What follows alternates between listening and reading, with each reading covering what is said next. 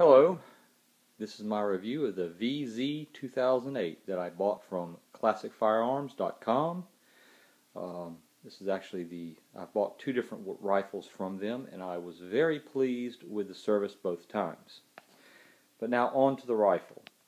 As advertised, it came with the 5 magazines. One was barely used, the other 4 were brand new.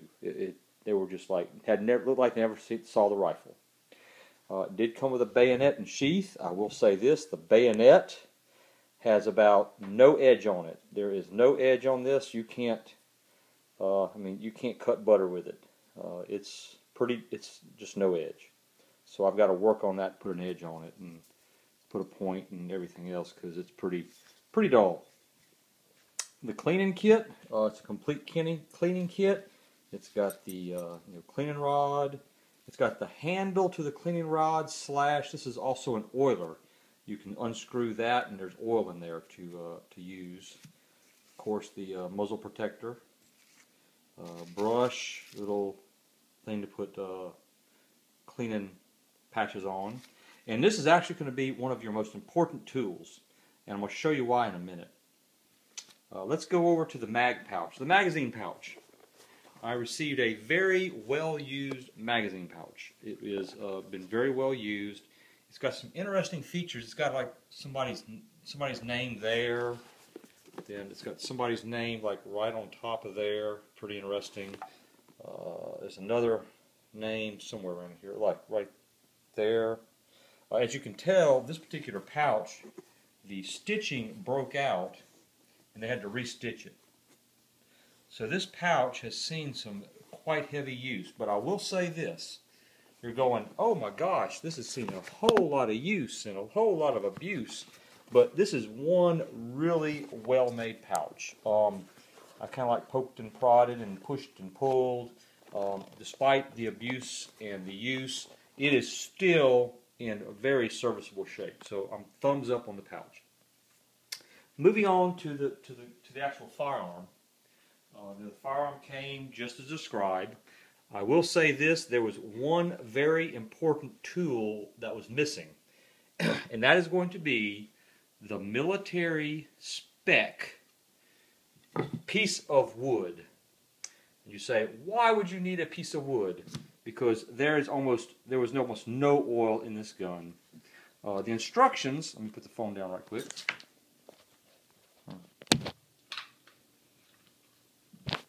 You're supposed to push that pin in. Is that pin right there? Unfortunately, it needs a little bit of persuasion to get that pin in. You're supposed to be able to push the pin. It's supposed to pop out. So what you actually have to do is you put this tool on top of that pin, like so, and then you use your mil-spec piece of wood to beat on the edge, the end of that right there, to push it out. So, but once you do that, you pop it out. You also have to do the same thing over here to that pin, kind of put that right there and pop it out to get the gas tube off. And once you do that, you can get to the internals. It's still, I've taken it apart several times and worked with it. It's still very tight. I've oiled it, put some other stuff on it. It's still very tight. So, in fact, the first time the underfolder, the side folder, I'm sorry, I had to, it wouldn't move. I had to really hit it intensely with some oil, let it sit, let it soak.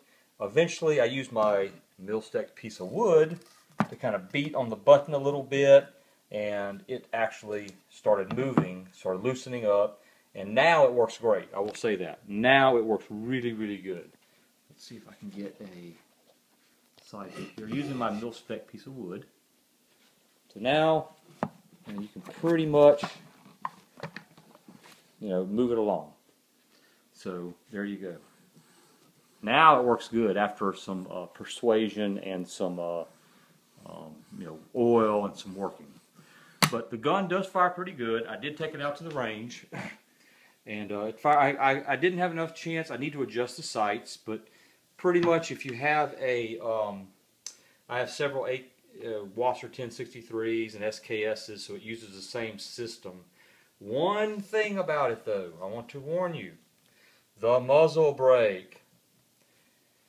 It is not compatible with either the AR-15 nor the AK-47 type. It's the same size as the AK, but it turns a different way. It spins a different way.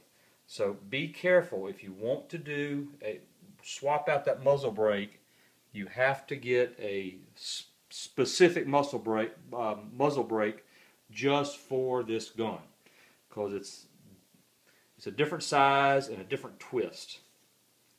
Just kind of want to warn you if you're thinking about kind of changing it out. I really had no desire to change it out. I like the kind of plastic infused wood look, kind of original look. I think that was neat. But it's really an awesome gun. I enjoy shooting it, and I think it was worth the price. I paid like $480 plus shipping and the FFL fee. So that's my review, and I hope you enjoy this.